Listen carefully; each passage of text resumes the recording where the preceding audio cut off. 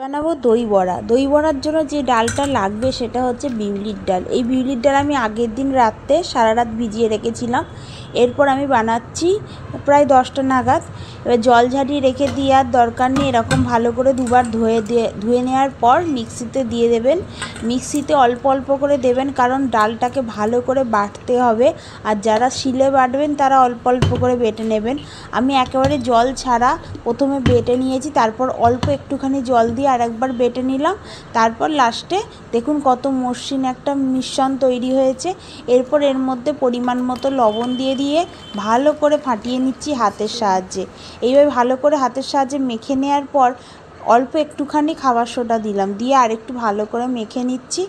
এইভাবে ফাটাতে হবে, যত ফাটাবেন তত বড়াটা ফুলবে, সুন্দর তৈরি হবে। এরপর একটা বাটিতে জল নিয়েছি আর এইভাবে বড়াটা বানিয়ে নিতে হবে। হাতে প্রথমে জলটা লাগিয়ে নিতে হবে, এরপর এইভাবে করবেন। জল লাগিয়ে নিলে তাহলে আর জড়াবে না, সেই জন্য এইভাবে ফুটো করে নেবেন।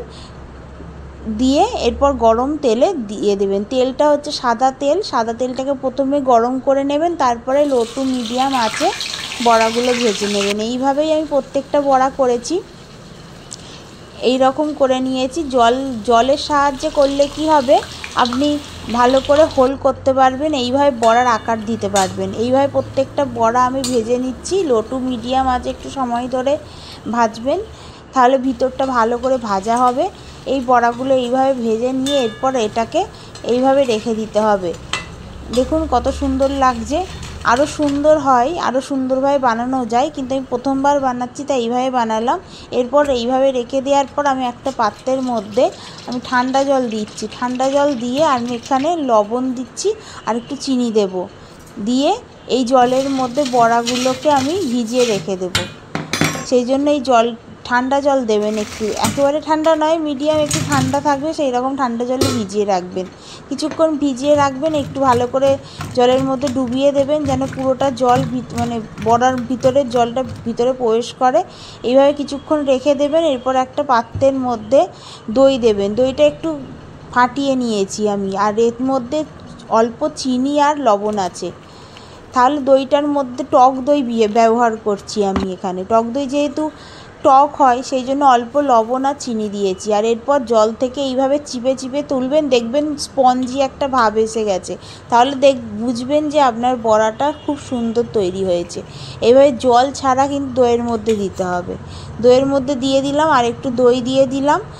এরপর আমি এর মধ্যে দিয়ে দিচ্ছি এখানে জিরে আর শুকনো লঙ্কা গুঁড়িয়ে রেখেছি, সেটা দিচ্ছি। তেঁতুলের একটু টক দিচ্ছি, দিয়ে এটাকেও আমি কিছুক্ষণ চাপা দিয়ে রেখে দেবো, কারণ দইটাও না ওই বড়াটা অ্যাবজর্ব করবে, সেই জন্য আমি এইভাবে কিছুক্ষণ রেখে দিয়েছিলাম ওই 1 ঘন্টার মধ্যে।